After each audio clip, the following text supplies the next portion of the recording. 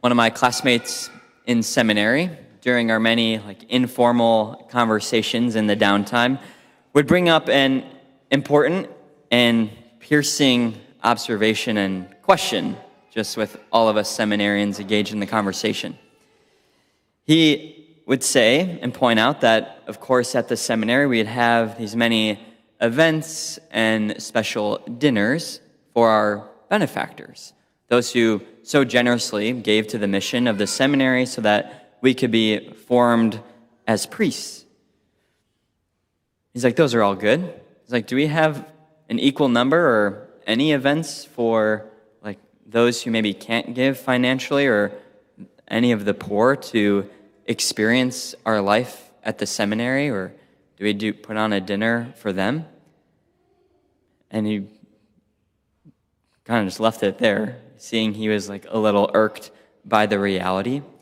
And what he had in mind was most likely this gospel, where Jesus looks directly at the host of the Pharisee and says, when you hold a lunch or a dinner, do not invite your friends or your brothers or your relatives or your wealthy neighbors, in case they may invite you back and you have repayment. That's not in a parable. Jesus has already finished the parable, and he's speaking directly to the Pharisee. This is how you need to live your life. And of course, we need to have dinners. We need to have get-togethers with our family, our friends, people who fill our cup so that we can go back out into our daily lives and feel refreshed in order to give of ourselves. We need that.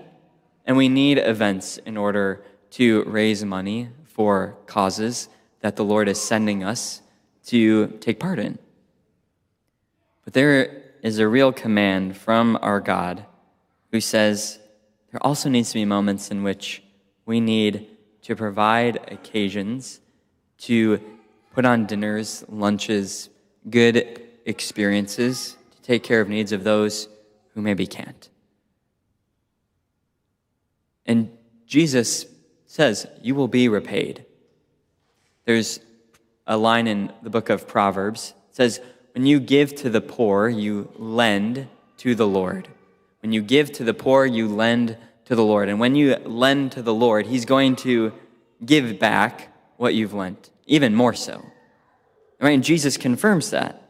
He says, for you will be repaid at the resurrection of the righteous. Does that mean the only way to practice this gospel is by putting on lunches and dinners for those who can't repay us? Maybe that's extreme for some of us. Maybe it's not. Maybe we love doing that. Maybe there's lesser degrees in which we encounter the crippled, the lame, and the blind, that we can lower ourselves and place ourselves in service of them.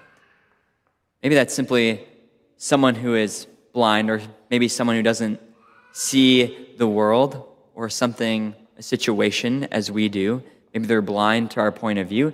Maybe it's in an appropriate and prudent way, letting their opinion win out in a given moment. Maybe it's someone who is stumbling along in their relationship with us. Maybe they're lame and unable to literally pay back or give back what we've given to them. It's to go and give anyways. Maybe it's someone who is just not able to receive or appreciate or put into practice any advice that we've given them, to give it anyways. Right? Not to expect a repayment of appreciation in this moment, but to give freely, knowing that, Lord, I am the servant of you who are present in all of those around me. And we have all been in the situation of the poor already. All of us. Jesus, who was rich, became poor so that we who are poor might become rich, as St. Paul says in his letter to the Corinthians. All of us have already been undeserving, unable to repay the Lord who invites us to his banquet, his dinner in which we receive the greatest gift. And to be able to go back to that place in prayer, receive this eternal banquet and all the riches the Lord has and desires to give to us constantly, so that we can then go and put on a similar banquet. That is the invitation from the Lord for us this weekend. So let's ask for the gift of faith to be able to see those who are crippled, lame, blind in our own lives, those who we can put ourselves beneath, humble ourselves so that we might be raised high, it might be repaid by the Lord when at the resurrection of the righteous. It's a promise that the Lord will fulfill.